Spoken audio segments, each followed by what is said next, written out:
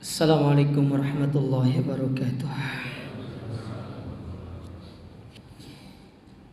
Alhamdulillahi ala ihsani wa syukru lahu ala taufiqihi wa amtinani. Wa asyhadu an la ilaha illallah wahdahu la syarika lahu ta'ziman li sya'ni.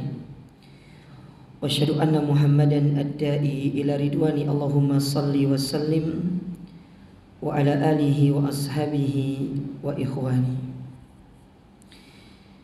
Hadirin dan hadirat kaum muslimin wal muslimat, Bapak Ibu para jamaah yang semoga senantiasa dirahmati Allah. Alhamdulillah, senantiasa kita memuji Allah Azza wa Jalla pada kesempatan malam hari yang berbahagia ini. Allah Subhanahu wa taala mempertemukan kita dalam majelis ini.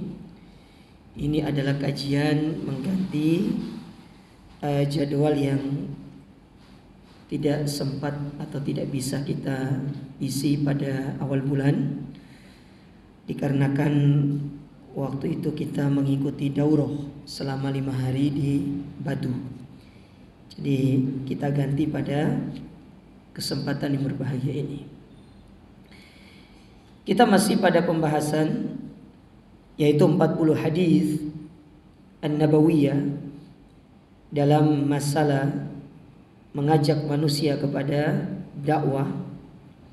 Hadis yang akan kita pelajari pada kesempatan ini hadis yang ke-12, di mana hadis yang ke-12 ini diriwayatkan dari sahabat Abu Utsman An-Nahdi. Abu Utsman An-Nahdi, beliau berkata, kuntu inda Umar wa huwa yakhtubun nasa. Tatkala aku bersama dengan Umar dan dia sedang berkhutbah kepada manusia, faqala fi khutbatihi, maka kemudian dia berkata dalam khutbahnya, fadzakara anin nabi sallallahu alaihi wasallam, dan beliau menyebutkan perkara dari Nabi sallallahu alaihi wasallam, yaitu menyebutkan hadis dari Nabi SAW, di mana Nabi mengatakan, inna akhwafa ma akhafu ala ummati kullu munafikin alimul lisan. Sesungguhnya perkara yang paling aku takutkan, ya, perkara yang paling aku khawatirkan dari umat ini, yaitu banyaknya orang-orang munafik yang dia itu memiliki kemampuan retorika yang bagus. Dia punya kemampuan berbicara yang bagus dalam rangka untuk menyesatkan manusia. Jadi seolah-olah kalau kita melihat mereka tatkala menyampaikan khutbah, ceramah, itu seakan-akan dia menyampaikan tentang agama yang mulia atau mengajak manusia kepada yang hak. Tapi pada hakikatnya hal tersebut dibungkus dengan begitu manisnya, sehingga orang itu pun tertipu dengan apa yang dia sampaikan. Oleh karenanya kenapa judul kajian kita berikan tipu daya orang munafik. Karena mereka itu yang mengemas syubhat-syubhat mereka itu dengan kemasan-kemasan yang sangat indah. Tempatnya itu, kalau bahasa kita apa nama kue itu, isinya tapi rengginang gitu. Ya, tempatnya kongguan, tapi isinya ya, atau tempatnya monde gitu kan. Tapi setelah dibuka rengginang. Nah, jadi dikemas dengan begitu baik gitu loh, begitu bagus. Tapi pada hakikatnya isi dari apa yang dia sampaikan itu adalah suatu kemunafikan, satu kekufuran. perkara-perkara yang menjadikan orang itu justru jauh dari Allah Subhanahu wa ta'ala. Dan ini yang harus diwaspadai, dan benar-benar Nabi SAW mengingkari akan perkara ini. Kita akan baca penjelasan dari hadis ini. Ini hadis penjelasannya itu panjang sekali. Di buku ini, ya, antum kalau tahu di buku ini, penulis menjelaskan tentang hadis ini itu bahkan sampai hampir 30 halaman. Hampir 30 halaman. Kita akan baca karena penting ya. Pembahasan dari hadis yang mulia ini penting sekali. Mungkin beberapa pertemuan kita akan mencoba untuk mengambil pelajaran-pelajaran penting dari penjelasan hadis yang mulia ini.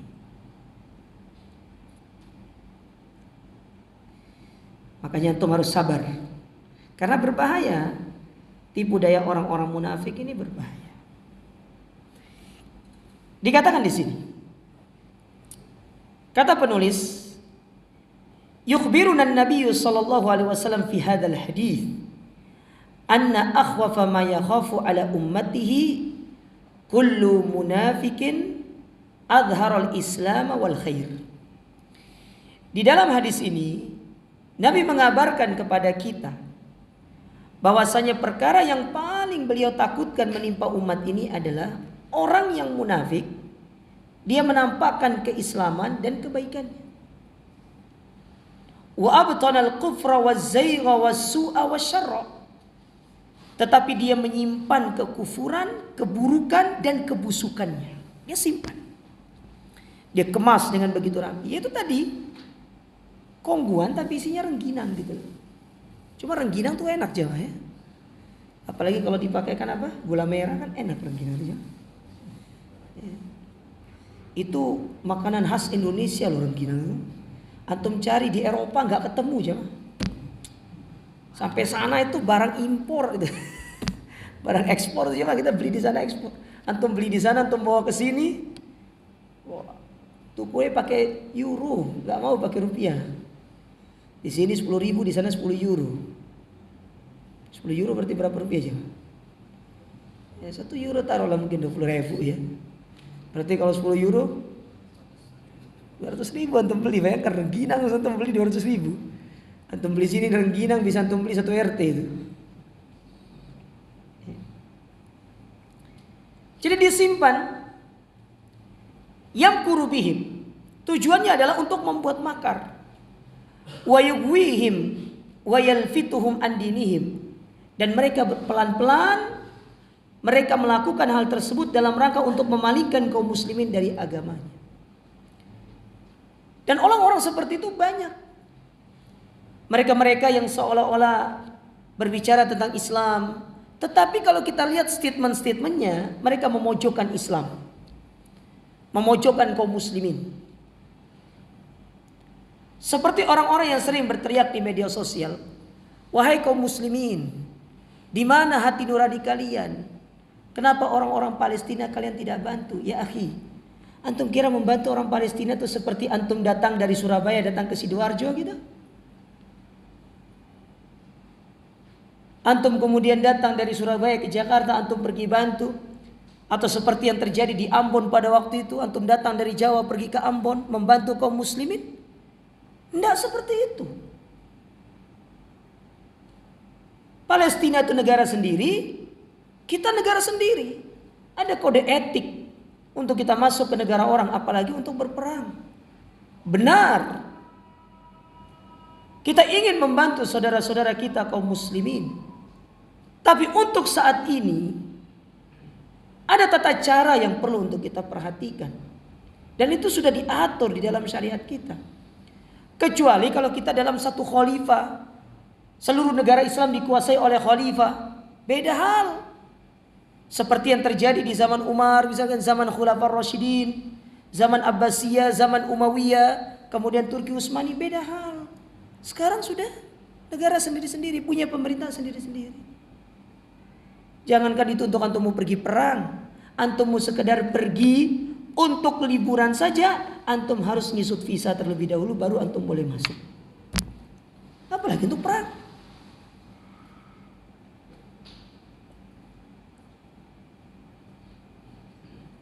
Maka kalau antum bertanya hari ini, Ustadz, gimana cara kita membantu saudara-saudara kita yang ada di Palestina, di Gaza, ataupun di negara-negara Middle East, yang mereka sekarang itu dibantai, disakiti, disiksa oleh orang-orang Yahudi dan Nasrani?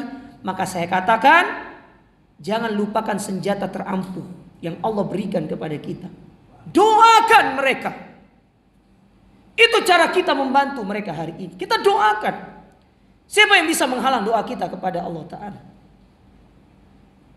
Tidak ada yang bisa menghalang doa kita kepada Allah. Apalagi kalau antum berdoa pada hari atau pada waktu-waktu yang doa tersebut dikabulkan sama Allah Ta'ala. Didengarkan? Didengarkan. Ustaz, kita sudah berdoa, kenapa tidak dimenangkan? Ada dua kemungkinan. Kenapa Allah belum memenangkan mereka? Yang pertama, sengaja Allah Ta'ala menunda kemenangannya supaya mereka belajar bersabar dalam ujian tersebut. Atau yang kedua, bisa jadi kita sudah mendoakan, tapi kenapa mereka tidak dimenangkan? Mungkin di tengah-tengah mereka ada kemaksiatan. Gimana Allah memenangkan orang-orang yang bermaksiat kepada Allah? Belajarlah dari Salahuddin Al-Ayyubi. Ketika perang salib, Salahuddin Al-Ayyubi itu sebelum memerangi perang tentara salib, apa yang dia lakukan? Dia keliling kepada kaum muslimin, pasukan kaum muslimin. Dilihat. Ketika dilihat, ternyata di dalam tubuh kaum muslimin banyak sekali kebid'ahan. Maka beliau mengatakan, gimana cara kita memenang? Sementara senjata mereka untuk menghancurkan Islam kita pakai. Gimana cara kita memenang? Kita masuk dalam tipu dayanya orang-orang munafik. Kita dipalingkan dari senjata kita yang kuat. Kita disuruh untuk tidak berdoa kepada Allah Ta'ala. Kita disuruh untuk melupakan doa. Maka Salahuddin Al-Ayyubi itu ketika pada saat itu ingin memerangi tentara salib, beliau mendapati ada kebid'ahan di dalam kaum muslimin. Ini yang diberantas dulu. Gimana caranya untuk mau perang sementara kondisi kaum muslimin dalam kondisi melakukan perbuatan maksiat kepada Allah. Abu Bakar As-Siddiq ketika membalas surat Abu Ubaidah ibnu Jarrah yang meminta bantuan pasukan agar mereka dibantu melawan tentara-tentara Romawi pada waktu itu, tegas Abu Bakar mengatakan, bukan kekuatan musuh yang aku takutkan mengalahkan kalian, tetapi kemaksiatan yang mereka lakukan, kalian lakukan di tengah-tengah kaum muslimin. Itulah yang melemahkan kalian. Itu yang menjadikan kalian menjadi tidak ada nilainya. Kalian lemah dengan kemaksiatan itu. Dan hari ini kita pakai itu. Kaum muslimin banyak. Jumlahnya banyak. Tapi kenapa kemudian kita seperti bola yang digulirkan sana sini? Kita lemah. Kita gunakan kemaksiatan itu dalam tubuh kita. Kita gunakan senjata-senjata mereka untuk menghancurkan kita. Makanya para ulama mengatakan hari ini bukan hanya peperangan dalam masalah senjata, tetapi yang mereka lakukan adalah peperangan secara ideologi yang dikenal dengan istilah Ghazwatul Fikr, perang pemikiran, mendoktrin orang-orang Islam agar mereka lupa dengan hakikat agama mereka yang sesungguhnya. Coba lihat kaum muslimin sekarang. Antum lihat kaum muslimin hari ini, jemaah.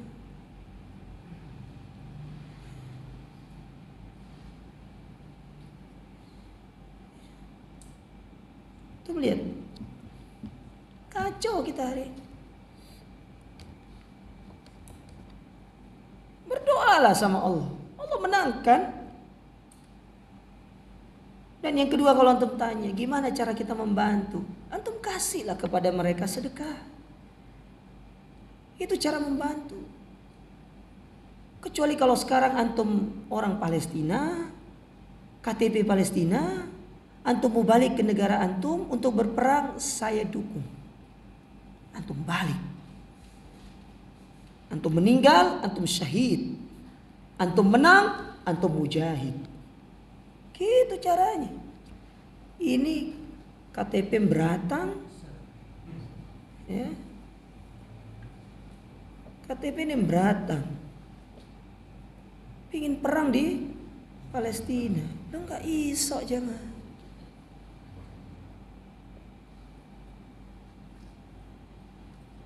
Subhanallah. Lihat, kita dipalingkan. Halus permainan mereka. Makanya disebutkan di sini kata para ulama, yaitu disebut dengan talbisul munafik. Apa talbis munafik? Tipu daya yang sangat halus. Halus sekali. Seperti judul kitabnya Al-Imam Al-Jauzi, Ibnul Jauzi, beliau memiliki kitab apa namanya? Talbis Iblis. Tipu daya iblis yang halus. Kita tidak sadar. Kita jatuh dalam tipu daya itu. Subhanallah. Kita lanjut. Masih lama waktunya? Masih. Tapi minum dulu. 2 jam siap jamaah ya? Ono kopi 2 jam, saya tak parah nih jamaah.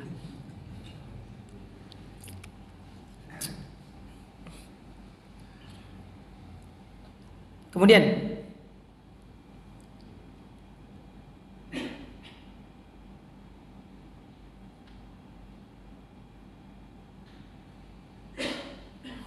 wa yaltafihum an dinihim, memalingkan mereka dari agama mereka, bima utihi min bayan, dari keterangan-keterangan yang mereka sampaikan, wajadalin bil batil, bahkan berdebat dengan perkara-perkara yang tidak ada manfaatnya. Berdebat perkara-perkara yang tidak ada manfaatnya. Fayumarriru alaihim asyubuhat bil qalib alladhi yurid. Mereka menebarkan syubhat-syubhat di tengah-tengah kaum muslimin. Akhirnya orang-orang yang tidak punya ilmu terkena syubhat. Rancu pemikiran. Kejahilan yang terjadi di tengah kaum muslimin ditambah dengan syubhat, perkara-perkara yang tidak jelas, menjadikan orang akhirnya beragama itu bertanya-tanya. Ini boleh gak sih? Ini boleh gak sih?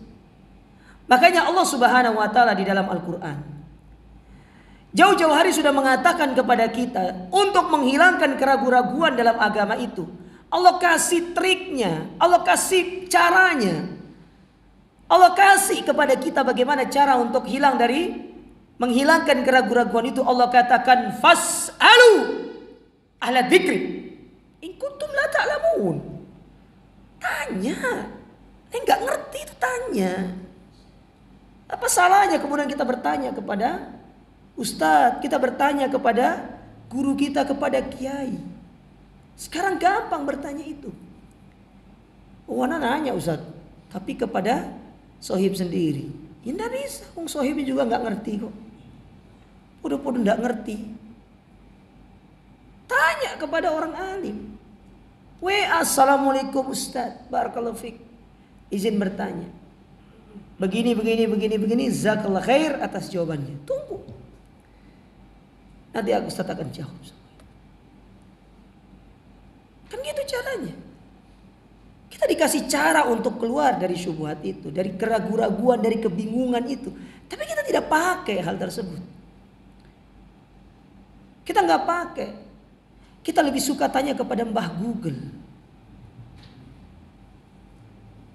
Sementara Mbah Google tidak memfilter apa yang akan dia tampilkan. Semua akan ditampilkan. Situs-situsnya orang liberal, situs-situsnya orang-orang Syiah, situs-situsnya orang-orang ateis dia tampilkan. Ketika kita membaca, kita tidak punya ilmu, kita tidak punya filter, masuk semua itu ke dalam pemikiran kita.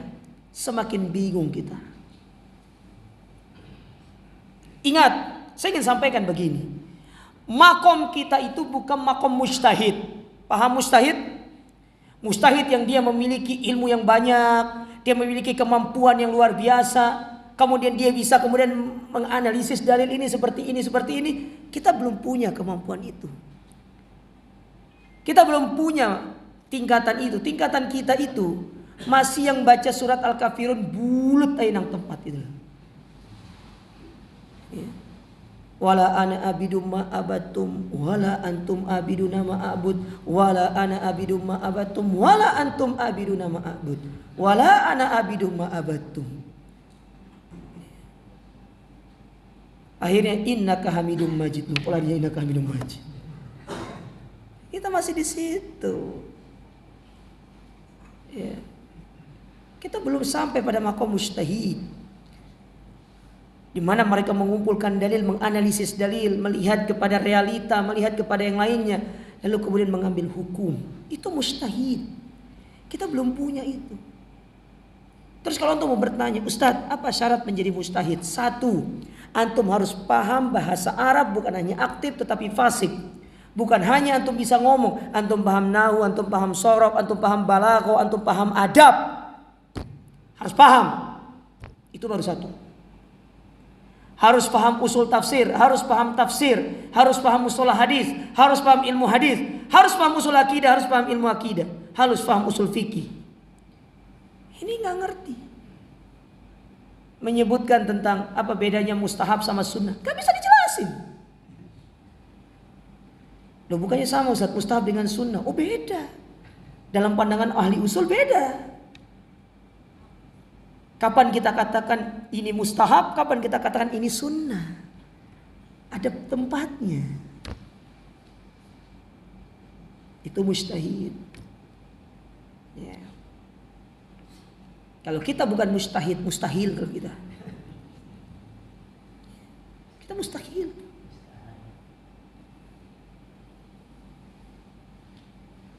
Baik.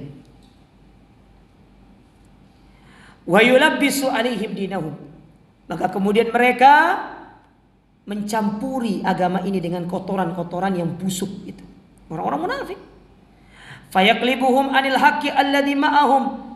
Maka jadilah kemudian kebusukan tadi bercampur dengan kebenaran itu. Wa yudilluhum an sawa'is sabil. Tujuannya agar kaum muslimin ini sesat. Kan itu endingnya. Supaya kaum muslimin ini sesat. Makanya yang diserang itu generasi-generasi muda. Kenapa yang diserang generasi muda? Kenapa bukan yang tua? Yang tua ini kan tinggal tunggu umur aja siapa? Sementara yang akan melanjutkan agama ini siapa? Generasi muda. Sekarang kalau generasi mudanya tidak dihentikan, tidak didoktrinisasi, tidak didogma dengan pemikiran-pemikiran yang buruk. Mereka rajin ke masjid, rajin duduk di majelis ilmu. Ketar-ketir mereka. Ketar-ketir. Coba lihat sholat subuh. Siapa yang paling sering hadir ke masjid? Pemuda atau orang tua? Kalau orang tua rajin sholat subuh ke masjid, itu wajar. Karena itu sering ingat mati. Tapi kalau pemuda rajin sholat ke masjid, istimewa. Kenapa demikian? Karena Nabi SAW pernah mengatakan, Innallaha yuhibbu syabban laisa lahu sabwa. Allah itu suka kepada pemuda yang dia punya kecondongan kepada ketaatan. Kalau ada hari ini pemuda yang mana mereka itu senang kepada ketaatan, tidak suka dengan hal-hal yang dilakukan oleh pemuda kebanyakan hari ini, maka saya akan katakan dia itu termasuk wali di antara wali-wali Allah. Tidak mudah zaman sekarang pemuda itu. Makanya mereka merusak generasi-generasi muda itu. Nah, saya kalau di pengajian lihat orang-orang muda, generasi muda itu senang saya. Dia akan melanjutkan agama ini. Yang akan melanjutkan tongkat estafet dakwah ini yang muda ini. Kita yang tua-tua, enggak saya sih, antum ya. Tuh. Ya sudah 60 tahun, 70 tahun. Kira-kira kita mau ngapain? Apa yang perlu diingat? Sudah ingat mati sudah. Ingat mati. Ketika rambut putih sudah mulai tumbuh, itu sudah peringatan. Kita disuruh banyak ingat mati. Ya, yang muda-muda ini disuruh. Tapi demikianlah orang-orang munafik. Merusak kaum muslimin dengan merusak generasi mudanya. Coba lihat Usama bin Zaid. Pegang bendera perang usia 15 tahun. Sekarang pemuda kita usia 15 tahun ngapain? Perang juga Ustadz, tapi di HP. Podok perang ya Ustadz. Usama bin Zaid pegang bendera dia usia 15 tahun. Kita generasi kerupuk. Keluar dikit dari rumah, kena angin duduk, hacim, batuk, pilek gitu kan. Itu untuk mau perang ke medan jihad. Gak usah wis. Paling ketemu musuh nanti. Aduh. Subhanallah. Baik, kita lanjutkan.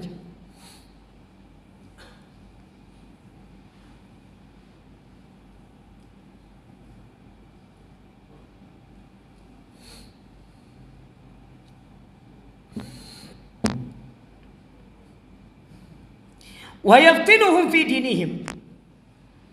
Mereka menyebarkan fitnah di tengah-tengah agama. Fayarudduhum aminat tauhidi ila syirki. Mereka orang-orang munafik ini dijadikan jauh dari tauhid menuju syirik. Tuh, lihat. Disuruh percaya sama zodiak, disuruh baca kamu lahir di bulan apa? Bulan apa lahir? Ya, kita bulan apa sekarang nih? Juli. Apa nih? Periskopnya apa nih? Hah? Apa? Cancer. Kanker dong. Cancer ya? Dia lihat, dia baca keuangan. Sedang menipis saldo itu. Asmara diputusin sama kekasihnya. Kapok dengan. Akhirnya dipikir gitu kan. Dipikir. Akhirnya setiap bulan tuh percaya kayak gitu-gitu. Lahir rasa ketakutan dalam dirinya. Lahir rasa ketakutan, lahir rasa tidak pede. Tidak yakin dengan Allah Ta'ala. Coba antum lihat generasi sekarang. Pendidikannya Masya Allah. S1, S2, S3. Tapi takut menatap masa depan. Lihat bapak-bapak kita zaman dulu, kakek kita zaman dulu. Anaknya 7, 10. Gak sekolah, Pak, nyangkul di sawah. Apa jadi anaknya? Profesor. Jadi rektor. Sekarang hitung perencanaan ini.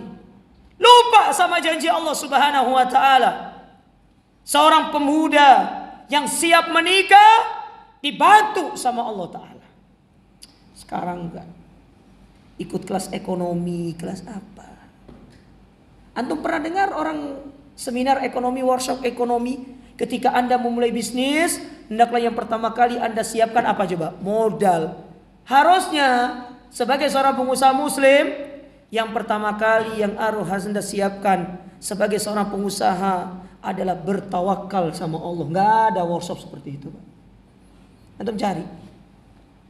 Antum berikut workshop ekonomi, workshop bisnis segala macam. Pernah enggak? Ya, narasumber itu berbicara yang pertama kali disiapkan bertawakal kepada Allah. Enggak, dia datangkan teori-teori dari barat. Yang dia datangkan itu teori-teori dari orang-orang yang tidak kenal Islam. Dijadikan kita lupa kepada Islam. Padahal semuanya sudah diatur. Semuanya telah diatur. Contoh-contoh di dalam Islam banyak. Ya. Contoh-contoh dalam Islam banyak. Subhanallah. Bayangkan para jamaah sekalian. Tapi kita dilupakan oleh semuanya. Padahal jelas Nabi mengatakan, "Lau annakum tawakkaltum haqqa tawakkuli la razaqakum kama yarzuqut tayr yaqdu himasa wa tarawhu bitona." Kalian jangan mau kalah sama burung. Burung gak pernah sekolah, Pak. Ada ceritanya burung garap tesis, garap disertasi, ikut kemudian program Ya sidang tertutup, sidang terbuka, promosi doktoral, enggak pernah. Burung itu hanya mengandalkan instingnya, Pak. Dia punya freezer di rumah itu, dia tidak punya apa namanya box untuk menyimpan makanan. Dia tidak punya. Dia datang, dia keluar kosong, dia balik kenyang, bawa untuk anak-anaknya di sarang, besok keluar lagi. Tiap hari seperti itu. Nah sekolah kita subhanallah, pendidikan wis tinggi, masih takut. Kita ditakutkan sama orang-orang munafik. Dijadikan lupa kepada Allah Ta'ala. Padahal janji Allah jelas, janji Nabi SAW jelas. Kalau dua hal ini sudah berjanji, apa yang antum takutkan? Apa yang antum takutkan? Justru ketakutan yang terjadi dalam diri kita, itu yang menyebabkan kita menjadi miskin. Menjadikan kita miskin. Tidak dapat apa-apa dari urusan dunia itu. Sekali lagi, inilah tipu daya orang-orang munafik. Menjadikan kita jauh dari Allah Ta'ala. Memalingkan kita dari tauhid menuju kesyirikan. Percaya dengan hal-hal yang tidak ada pembuktian baik secara medis ataupun secara ilmu-ilmu duniawi yang pasti kan.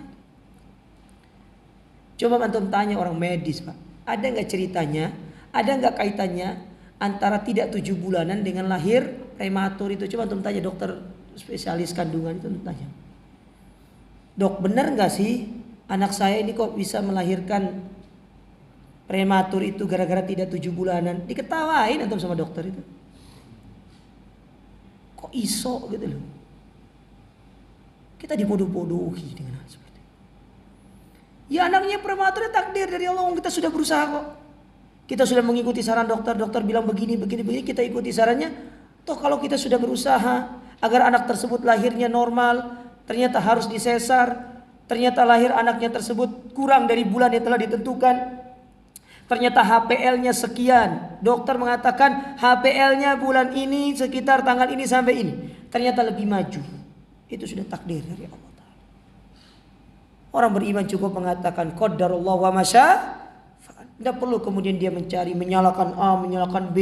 Nanti datang ibunya. Makanya kamu harus dengar saya sebagai orang tua. Saya 7 anak saya. Kamu 1 tok masih nge.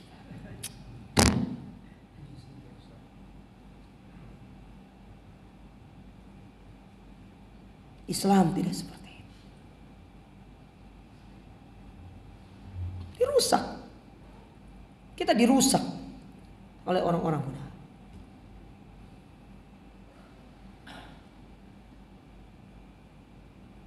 Makanya benar, indahnya hidup di bawah naungan Islam dan Sunnah. Coba antum terapkan Islam dan Sunnah Nabi SAW. Enak antum hidup.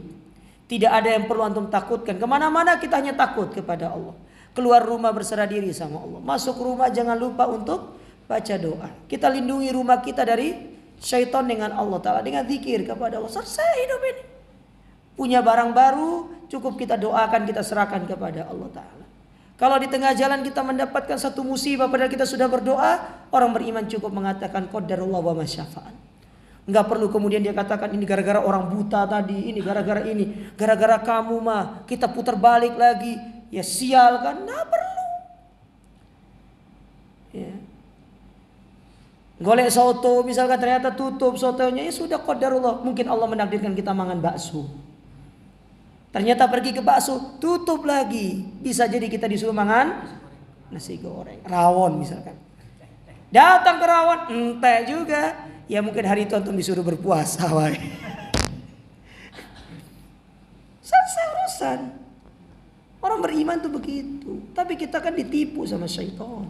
Ditipu sama orang-orang munafik. Subhanallah. Wa minal ibtiba ilal ibtida. Kita dijauhkan dari yang namanya mengikuti sunnah. Dan sibuk dengan melakukan hal-hal yang tidak ada contohnya. Yang tidak ada dasarnya dari agama ini. Melakukan perbuatan-perbuatan kebid'ahan dalam agama. wa minal huda ila dhalal, dari petunjuk kepada kesesatan. Wa qad qala an-nabiy sallallahu alaihi wasallam, sebagaimana Nabi pernah bersabda, riwayat Bukhari yang dikeluarkan oleh Abdullah ibnu Umar ibnu Khattab radhiyallahu taala anhuma. Perhatikan hadis ini. Nomor hadis 5767. Dengarkan sabda Nabi ini. Inna minal bayani la sihran. Sesungguhnya penjelasan, keterangan, kalimat-kalimat yang keluar dari lisan mereka itu mengandung sihir yang bisa menghipnotis kita. Maka hati-hati dengan retorika berbicara. Banyak orang jago ngomong, terhipnotis kita kalau kita mendengar. Tapi kalau kita memahami, menyelami apa yang dia sampaikan, ternyata semua itu adalah kebusukan yang dibungkus dengan keindahan. Itu bangkai yang dibungkus dengan keindahan. Terlihat indah, tetapi tatkala kita mencium lebih dekat, ternyata adalah bau busuk yang bisa mencelakakan kita. Saya pernah cerita terkait Wasil bin Atha, pendiri kelompok Mu'tazilah. Anda pernah dengar Wasil bin Atha? Wasil bin Atha itu kan orangnya cadel, gak bisa bilang huruf ro. Satu ketika dia ingin dikerjai sama sekelompok orang, ingin dijadikan bahan ketawaan, disuruh berceramah secara dadakan, supaya kalau dia berbicara dan menyampaikan huruf ro akan diketawakan. Dan antum tahu, dari awal dia berkhutbah sampai akhir tidak ada satu huruf ro pun yang dia sampaikan. Ditunggu-tunggu supaya dia ngomong ro, tidak ada satu huruf ro. Akhirnya kecewa para pemirsanya. Antum kalau dengar antum akan terkesimak. Luar biasa Wasil bin Atha.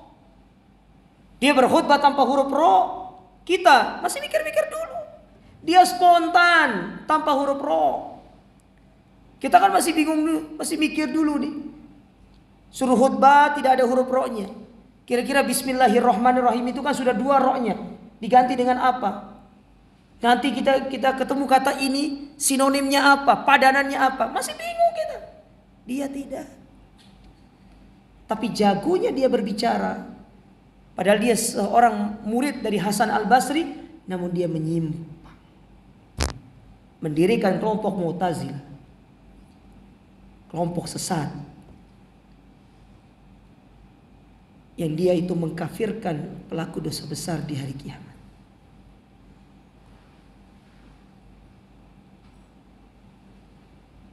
Ini tipu daya iblis. Orang munafik seperti ini, hati-hati jangan. Antum kira orang-orang munafik itu bahlul-bahlul? Tidak, pintar-pintar mereka. Antum kira orang munafik itu tidak hafal Quran? Hafal. Antum kira orang-orang munafik itu tidak jago ngaji? Jago, bahkan lebih jago dari kita orang. Cuma antum tidak bisa kemudian mendeteksi apakah dia orang munafik atau tidak. Tidak. Tapi setelah antum lama duduk bersama dia, baru antum kata, oh ternyata dia orangnya seperti ini, seperti ini. Manis ucapannya, menyihir. Tapi pada hakikatnya dia sedang meletakkan duri di dalam hati kita, di dalam daging.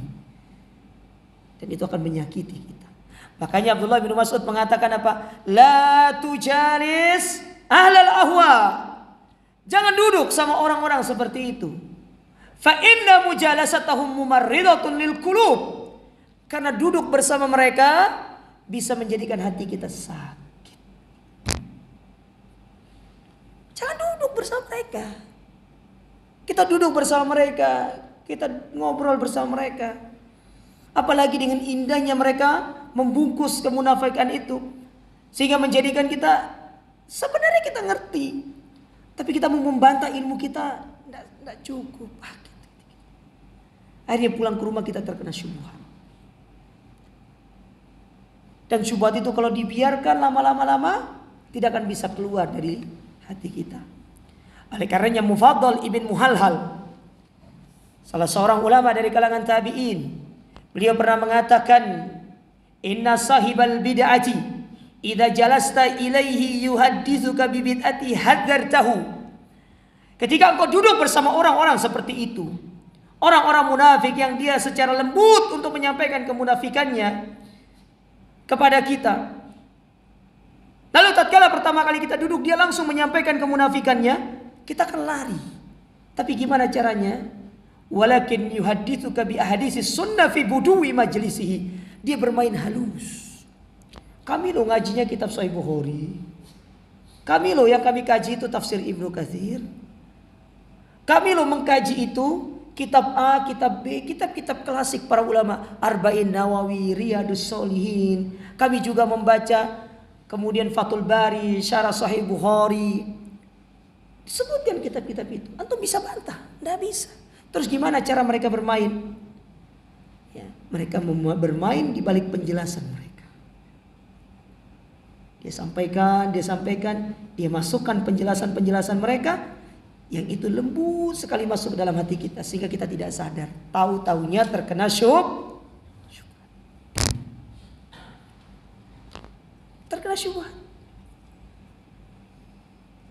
Makanya bukan tanpa alasan Abdullah ibn Mubarak beliau mengatakan Muhammad ibn Sirin beliau mengatakan inna hadzal ilma dinun.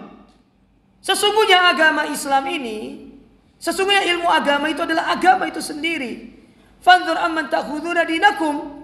Maka perhatikanlah dari siapa kamu mengambil ilmu, karena berbahaya. Kita duduk bersama orang-orang seperti itu, orang-orang munafik, menjadikan kita tidak sengaja, bahkan tidak kita sadar kita jatuh dalam kemunafikan. Akhirnya kita pun membela kemunafikan itu. Kita menjadi simpatisannya. Yang tadinya kita sebagai penentang, tapi lama-lama kemudian kita menjadi pembelanya. Ada seorang bernama Abdullah Al-Qasimi. Ya, seorang bernama Abdullah Al-Qasimi. Antum bisa searching di Google Abdullah Al-Qasimi.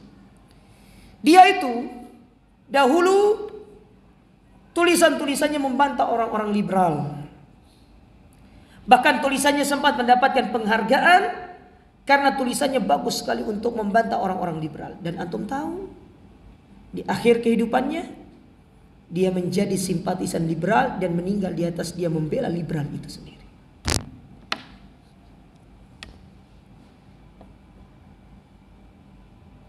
Adzan dulu jemaah. Sudah? Nanggung wis. Gak pengen ada tiba-tiba ngomong yuk adzan tuh. Adzan dulu.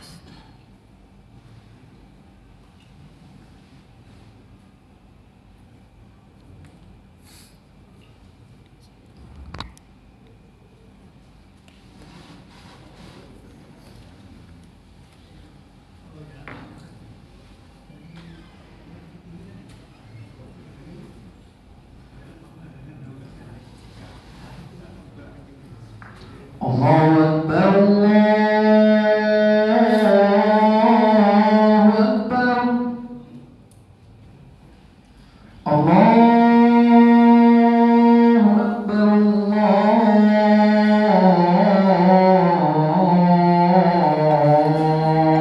Akbar. Asyhadu an la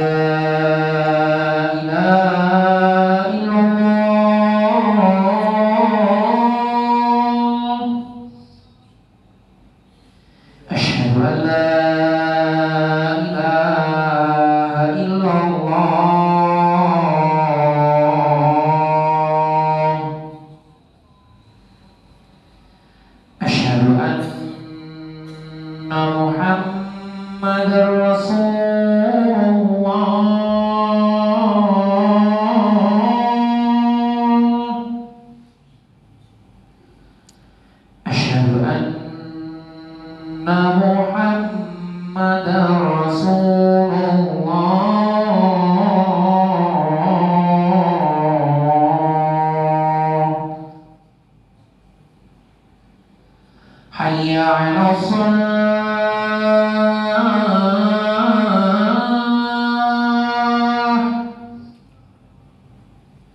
hayya 'ala shalah.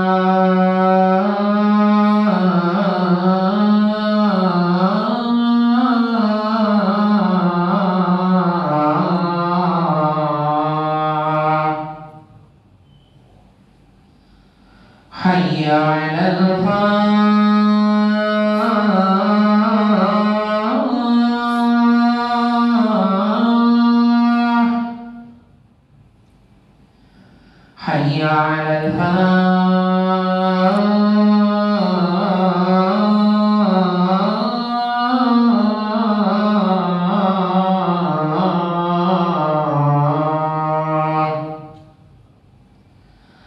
الله أكبر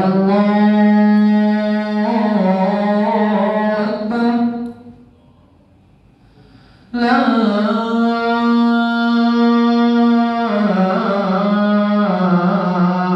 إله إلا الله.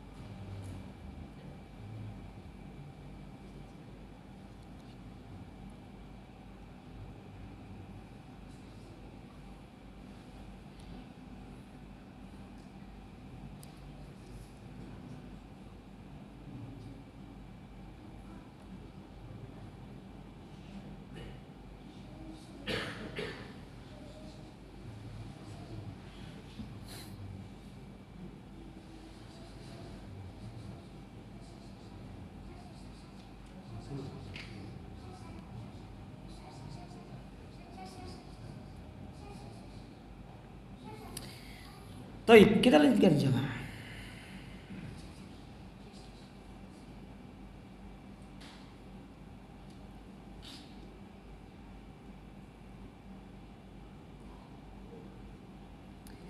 Kemudian dikatakan di sini. Kemudian penulis dari buku ini ingin menjelaskan sedikit tentang sabda Nabi SAW tadi. Adapun ucapan Nabi SAW, inna akhwafa ma akhafu, sesungguhnya perkara yang paling aku takutkan. Apa maksud dari ucapan ini? Hadza min babil mubalaghah fil khauf. Ini menunjukkan betapa ketakutan Nabi SAW, kekhawatiran Nabi SAW. Ya, menimpa umat ini. Jadi beliau itu khawatir kalau kaum muslimin ini tertimpa perkara-perkara yang berbahaya. Dan itu tidak bisa kita pungkiri. Demikianlah Nabi SAW itu telah menyebutkan di dalam wasiatnya, sebagaimana disebutkan dalam hadis Irbad bin Sariyah, ketika Nabi alaihi salatu wassalam mengatakan, fa innahu man ya'ish minkum ba'di, barang siapa yang dia meninggal, yang hidup sepeninggalku, fasayara ikhtilafan katsiran, dia akan melihat banyaknya perselisihan, banyaknya perkara-perkara yang akan menyimpang. dari ajaran-ajaran beliau. Dan ini yang kita rasakan. Maka hal ini yang dikhawatirkan oleh Nabi SAW menimpa umat ini. Tapi itu bagian daripada sunnatullah. Dan solusi untuk keluar dari semua itu telah disebutkan oleh Nabi SAW juga di dalam hadis tersebut. Nanti antum bisa kembali kepada hadis Irbad bin Sariyah radhiyallahu taala anhu. Ya, kalau tidak salah di hadis yang ke-28 nanti antum lihat ya. Hadis Arba'in An-Nawawi. Lalu kemudian Nabi SAW mengatakan dalam hadis tadi, kullu munafik. Siapa orang munafik itu? Huwa man adharul islama wa abtalal kufra. Mereka-mereka yang menampakkan seolah-olah mereka seorang muslim dan menyembunyikan kekufuran-kekufuran mereka. Jadi casingnya itu Islam, tetapi akidah, keyakinan, terus pemikiran-pemikiran mereka itu adalah pemikiran-pemikiran yang menyimpang dari Al-Quran dan Sunnah, menyimpang dari akidah Islam. Harusnya gini ya, harusnya orang mukmin itu dia berlepas diri dari kebiasaan orang kafir. Dia tidak membela, bahkan memuji, menyanjung orang-orang yang tidak bertoleransi dengan apa yang menjadi kebiasaan orang-orang kafir. Itu dianggap sebagai kelompok radikal. Sementara kalau mereka orang-orang kafir itu bertindak sebaliknya, dia diam. Itu orang munafik namanya. Itu orang munafik. Kalau kita tidak mengucapkan selamat hari Natal, kita dikatakan intoleransi. Tapi kalau kita meminta mereka mengucapkan selamat hari raya Idul Fitri, kita dikatakan radikal. Orang-orang seperti itu banyak. Makanya antum tidak perlu gubris. Ngapain antum capek-capek? Lelah antum hadapi orang-orang seperti itu. Biarkan dia. Terapkan kaidah orang Arab mengatakan tanbahul kalb wa qafilatu tasir. Biarkan anjing itu menggonggong, antum tetap berjalan. Kalau antum urusi itu anjing, antum akan dikejar sama anjing itu. Sama. Antum mengurusi orang-orang seperti itu, tidak akan sampai pada tujuan. Sudah berjalanlah berdasarkan perintah Allah dan Rasulnya. Orang tidak suka kepada kita, orang nyinyiri kita, orang mencibir, hal yang lumrah. Nabi SAW sudah merasakan itu terlebih dahulu. Para nabi-nabi sebelumnya, para rasul sebelumnya telah merasakan apa yang kita rasakan hari ini. Maka ini bukan sesuatu yang baru. Bukan sesuatu yang baru. Berjalan saja. Tidak perlu mendengarkan komentar mereka. Antum suka kopi pahit, jangan dengarkan komentar orang yang suka kopi tanpa pakai gula. Sudah antum minum kopi pahit. Antum yang suka teh, sudah tidak usah mendengarkan orang-orang yang dia itu mungkin minum sirup, terserah.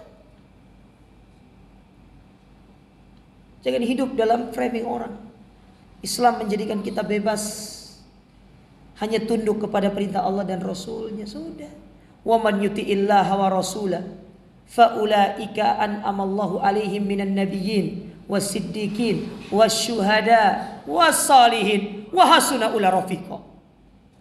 Orang-orang yang taat kepada Allah Ta'ala dan Rasulnya, maka mereka itulah yang akan mendapatkan nikmat seperti nikmat yang diberikan kepada para nabi, para syuhada, orang-orang yang jujur dengan keimanan, dan orang-orang soleh. Wahasuna ula rafiqo, dan mereka sebaik-baik teman di dalam surga. Ayat itu menyebutkan ketaatan kepada Allah, berjalan di atas perintah Allah dan Rasulnya, menjadikan kita bersama dengan para nabi dalam satu surga. Antum kepingin satu surga bersama nabi jemaah? Ya. Kalau bersama nabi dalam satu surga, berarti surga mana itu? Jelas, surga Firdaus. Tidak perlu mikir panjang, itu surga Firdaus. Tidak ada para nabi itu tinggal di surga di bawah Firdaus, nggak ada. Semua para nabi itu di Firdaus. Kalau sudah kumpul bersama para nabi, apalagi berkumpul bersama Nabi SAW, berarti otomatis itu di Firdaus. Ustaz, ana kumpul sama Firdaus Ustaz, karena istri ana namanya Firdaus. Biasanya sih laki-laki Firdaus itu ya. Ya mungkin Firdausia namanya mungkin ya. Kalau laki-laki Firdaus, kalau perempuan Firdausia. Satu lagi sebelum kita tutup, ucapan Nabi SAW, alimul lisan, munafik yang alimul lisan. Apa itu alimul lisan? Yaitu yastati an yumarriru syubha 'alan nas.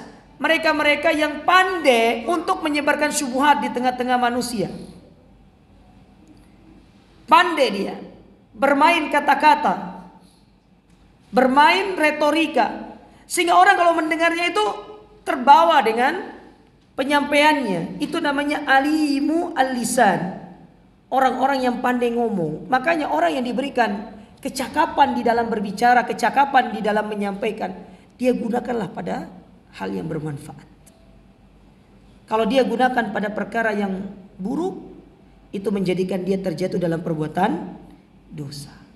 Nah, oleh karena itu para jamaah sekalian, antum yang diberikan kemampuan berbicara yang baik, menyampaikan yang baik, gunakanlah nikmat itu untuk mendekatkan diri kepada Allah. Antum dakwah dengan itu, antum sampaikan. Antum kalau jadi motivator, jadilah motivator yang baik. Jadilah motivator Islami. Jangan hanya namanya motivator Islami, tapi isinya tidak ada Islami-Islaminya.